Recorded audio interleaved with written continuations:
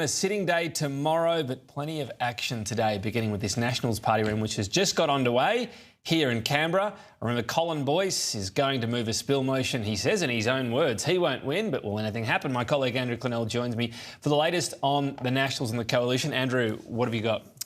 I think it's possible the Coalition could be back together before question time. Now, it's been reported, and that's question time's obviously 2 p.m. tomorrow. Yep. It's been reported Susan Lee and David Littleproud are meeting after this party room meeting. We expect Littleproud to survive, but I've been told a Nationals party room meeting has been called for 11 o'clock tomorrow morning.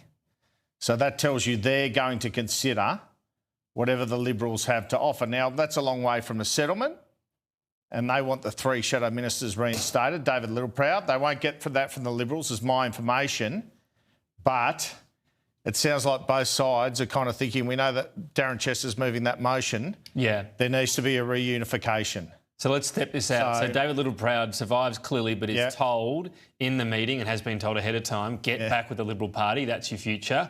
So this meeting happens today, then Susan Lee and David Littleproud meet tonight, and then the Nationals meet tomorrow to consider what the Liberals will get them, and then see whether they get back together. And that's all before question time, isn't it? Yeah, OK. Now, so there you go. I mean, there's a chance. That's what I'm saying. You're saying there's a chance? Yes. What would it mean for Susan Lee? Well, look, we're a long step away from that, but I did think the same. I did think it would mean she might last a month or two if that were to happen. And if it's done on her terms, so, she stood up to the Nationals and then got them back, that's a tick. But that gives her an impetus as well to settle it somehow, doesn't it? Problem is her party room doesn't want those 3 back. They want shadow cabinet solidarity respected. So how you get around that, I don't know.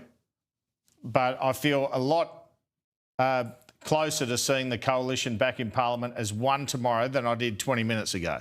Okay. That news coming through to me from national sources that another Nationals party room meeting has been called for tomorrow to consider a proposal to reunite the Coalition. That's the news I'm bringing to you and the viewers this afternoon, Tom. Very interesting development. And, you know, the big issue that we mentioned, because people will go, OK, cabinet solidarity or shadow cabinet solidarity, whatever, but people all the time don't want to vote for things and do it.